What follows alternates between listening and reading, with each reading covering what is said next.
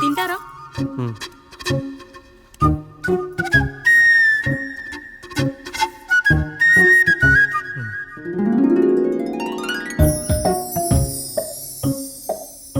First టైమా? అవును, మీకెలా తెలిసిపోయిందండి? అంటే మా బామ్మ చెప్పింది. శోభనం గదిలో అనుభవం ఉన్న మగాడైతే మామిడి పండు పిసుక్కొని తింటాడు, అదే లేనివాడైతే మీలా ఇలా అరటిపండు ఓపిగ్గా ఒలుచుకొని తింటాడు అని.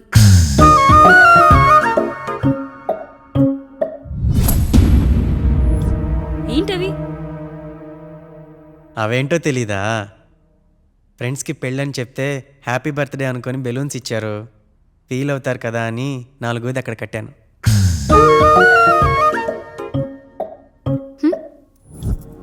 వచ్చాడు. పిల్లల గదిలోకి వెళ్ళారండి. మీరెంత ఏంటి ఇంత రాత్రి అయినా ఇంకా పడుకోలేదా? మీరు లేనిది ఎప్పుడైనా పడుకున్నామా అన్నయ్య? అందరం కలిసే కదా పడుకునేది మావయ్య. సరే అందరం పెద్దోడి గదిలో పడుకుందాం. ఈరోజు వాడి శోభనం కదా, అసలే కొత్త. పక్కనుంటే ధైర్యంగా ఉంటుంది, పక్క నుండి దగ్గరుండి జరిపిద్దాం. పదండి.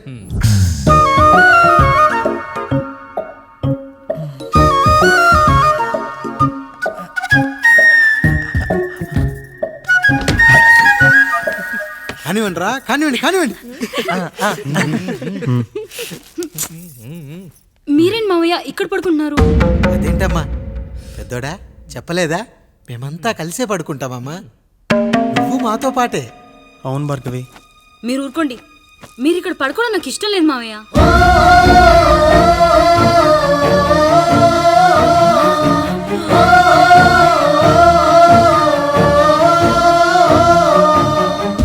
అదేంటమ్మా అలా అంటావు? ఎన్నో చూసాం, ఎన్నో చేశాం. దుక్కి దున్ని కోత కోయకుండానే ఈ విత్తనాలన్నీ మొలకొచ్చాయంటావా తల్లి? అవన్నీ నాకు తెలియదు మావయ్య, మర్యాదగా బయటికి వెళ్ళండి.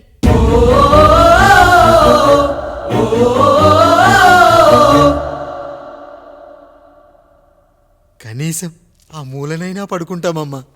నువ్వైనా చెప్పరా పెద్దోడా? అంటే తను ఇబ్బంది పడుతుంది కదా నాన్న.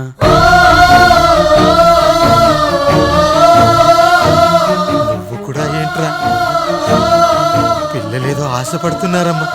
ఒక్కసారి ఆలోచించమ్మా. మావయ్య మీరు బయటికి వెళ్తే మేము తలుపులేస్తాం.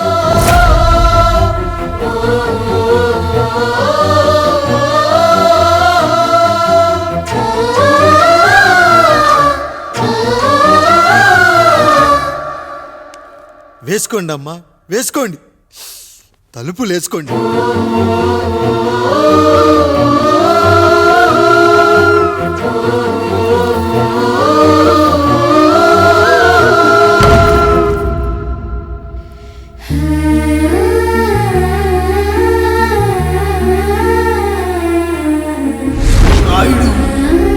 బిడ్డలు జాగ్రత్త. ఈ రోజు నుంచి వీళ్ళంతా నీ తమ్ముళ్ళు చెల్లెళ్ళు కాదు, నీ బిడ్డలు.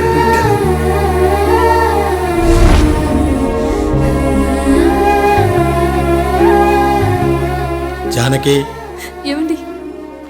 సావిత్రి, ఏమండి? లక్ష్మి, ఏమండి? మన గదిలోకి పదండి. ఇక నుంచి ఎవరి పిల్లలతో వాళ్ళ గదిలోనే పడుకోవాలి. ఇది ఈ రోజు నుంచి ఈ వంశానికి రాస్తున్న కొత్త శాసనం. అయ్యా అలా అరకండి అయ్యా, మీరు లేకుండా మేము ఎప్పుడైనా విడిగా పడుకున్నాం. అంతా కలిసే కదయ్యా పంచుకున్నాం. వెళ్ళరా వెళ్ళు, నీకు భార్య ఉంది, నీకు పడగది ఉంది. వేసుకోండిరా, మీరు వేసుకోండి, తలుపులు వేసుకోండి. మీరు కూడా ఏంటండి పిల్లలేదో? చిన్న పిల్లల వాళ్ళని ఉయ్యాల్లో ఆడించేటప్పుడు పక్కనే ఈ నాన్న కావాలి, బడికెళ్ళేటప్పుడు పక్కనే ఈ నాన్న కావాలి, గుడికెళ్ళేటప్పుడు కూడా పక్కనే ఈ నాన్న కావాలి. కానీ శోభనం గదిలో మాత్రం పక్కనే ఉంటానంటే బరువయ్యాను జానకి, బరువయ్యాను.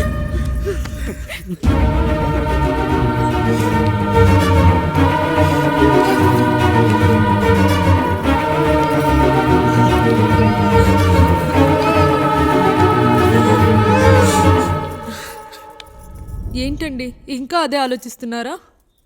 ఎలా మర్చిపోగలను లక్ష్మి? జరిగింది ఏదో జరిగిపోయింది, మీరు బాధపడకండి. ఎంత మాట అన్నాడో చూసావా? నా భార్య ఇబ్బంది పడుతుంది, బయటికెళ్ళండి నాన్న అన్నాడు. వాణ్ణి ఎలా పెంచాను? చదువుకుంటే పై చదువులకు వాడు వేరే ఊరు వెళ్లాల్సి వస్తుందని చదివే మాన్పించేశాను. జ్వరం వస్తే ఆ మాత్రలు చేదుగా ఉంటాయని నేనే మింగాను.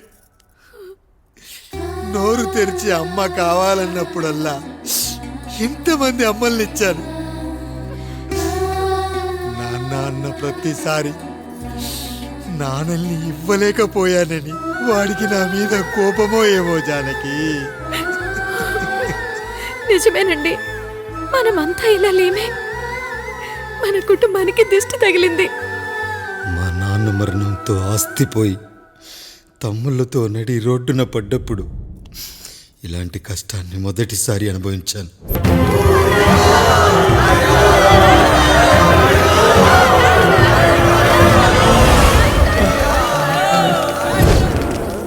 ప్రజల్లారా, నా బిడ్డల్లారా, నా జీవితం మీకే అంకితం. మళ్ళీ జన్మంటూ ఉంటే మీకోసం తిరిగి వస్తాను.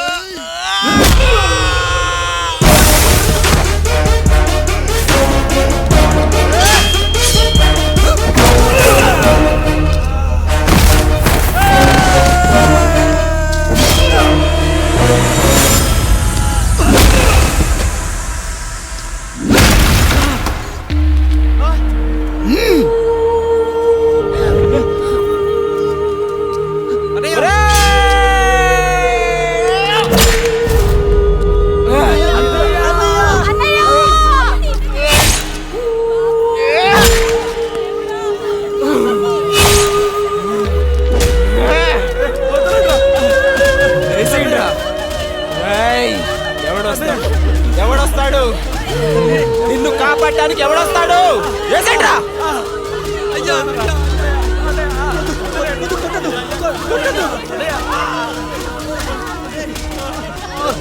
కష్టం వస్తే ఒక్కసారి నాన్న అని పిలవరా, ఆ సమాధిలోంచైనా లేచొస్తా.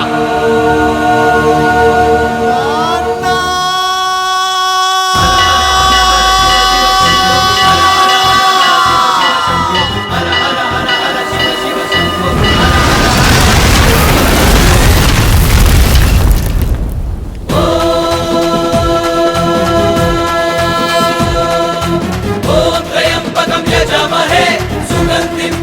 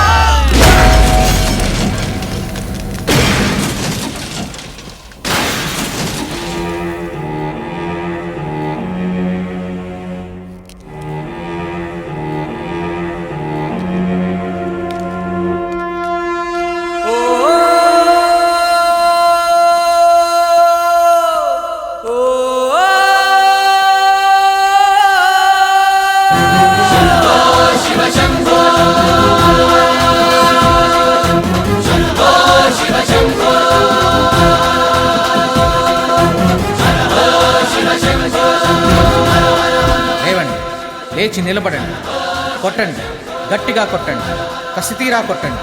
ఈ చిత్రంలోని నటులను, సాంకేతిక నిపుణులను ఎక్కడ పడితే అక్కడ కొట్టండి.